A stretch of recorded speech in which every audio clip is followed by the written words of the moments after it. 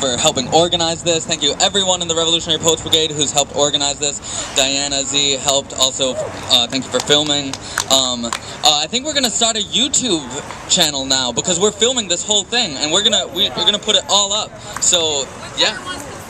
With everyone's consent. That's right. Thank you. That's a very good point. Yeah, well, I'll be in touch through email. If you definitely don't consent, definitely like find me, but I will also, and like tell me today, but I'll also like shoot you an email first. Awesome. And yeah, I'll also mention we set up an email list, so if you want to be a part of organizing events like this in the future, please sign up the email list for the Revolutionary Poets Brigade. We also have meetings once a month where we not only plan events, but we have a study group, so it's peer-led. We each take turns studying, leading a discussion on something or other that is relevant to our work as poets and activists. So, awesome. It's been a really powerful event, all the speakers, all the poets. Oh, right, I should plug in.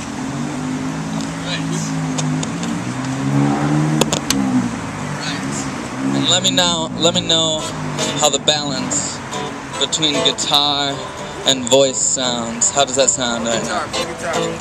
Yeah? More guitar. Turn up the guitar? Yeah.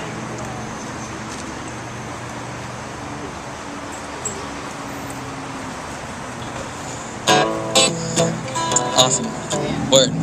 So, Harriet Tubman said, "I freed 1,000 slaves. I could have freed 1,000 more if only they knew they were slaves."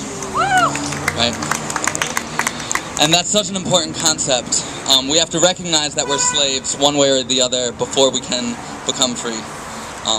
So on that note, I'm going to sing a song that we all know, Exodus by Bob Marley. Yeah!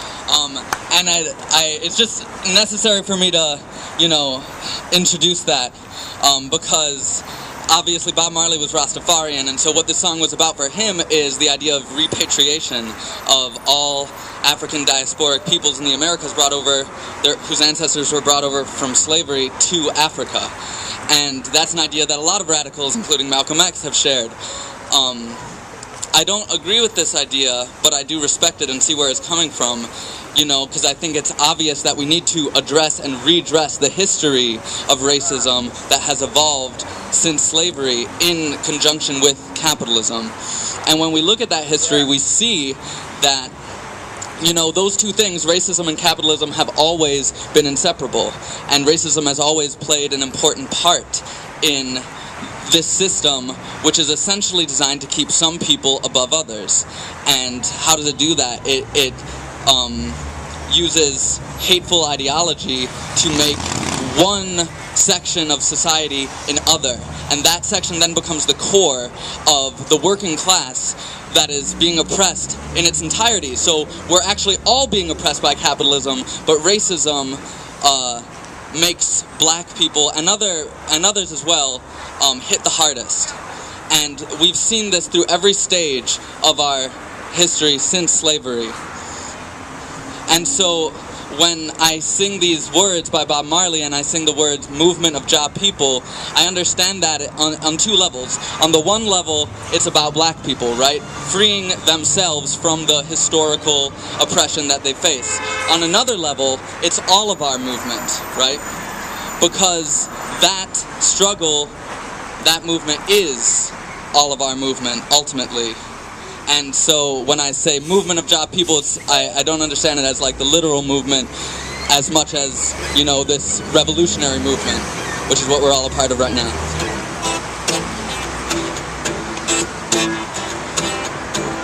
And I invite you to sing along with me. Exodus.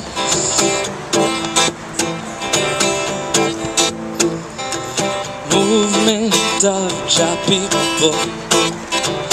Exodus.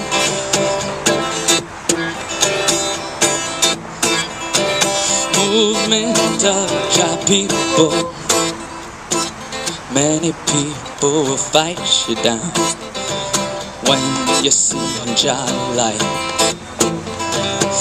Let me tell you, if you're not wrong, everything is alright. So we gonna walk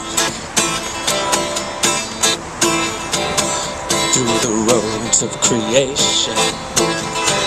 We the generation trod through great tribulation.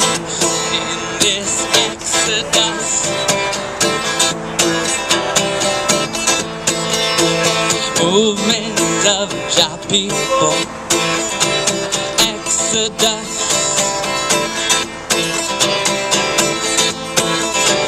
movement of Jah people. Open up your eyes and look within. Are you satisfied with the life you live in? We know where we'll go. We know where we're from. We're leaving Babylon. We're going to our motherland. In this exodus,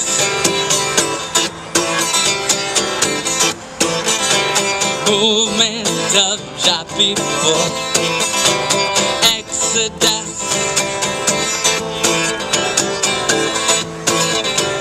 movement of Jah people. Jah come to break down oppression, rule equality, wipe away transgression, and set the captives free. Set the captives free. Come on. Set the captives free. Set the captives free. La la la.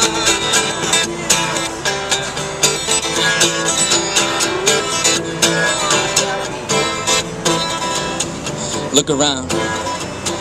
Our democracy is hanging by a thread. Benton Harbor, Flint, Detroit, CPS, City College of San Francisco. What's become of you?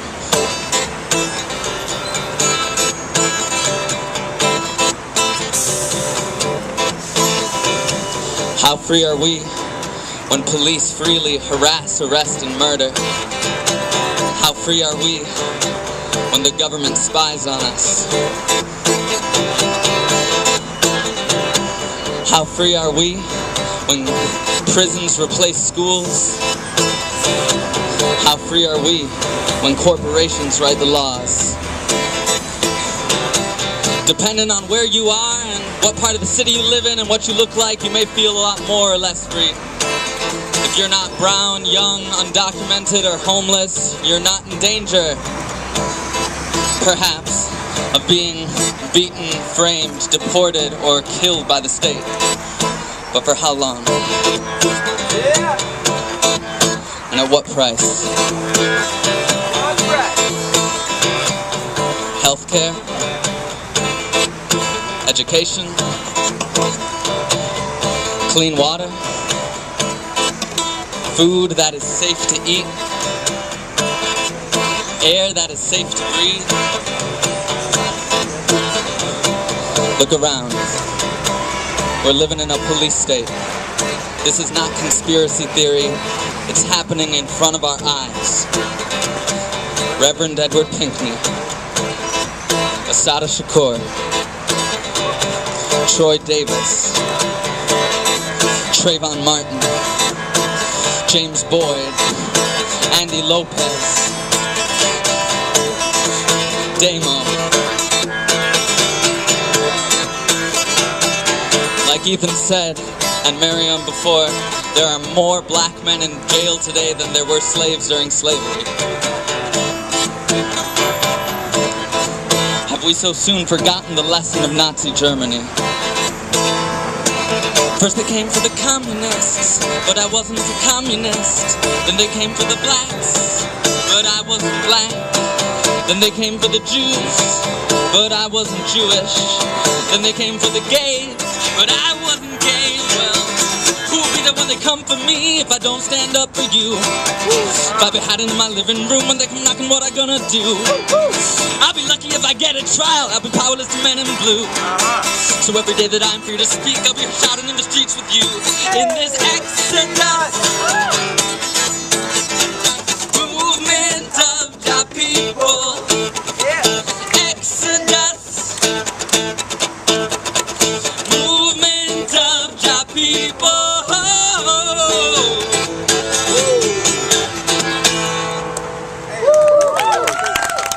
Thank you.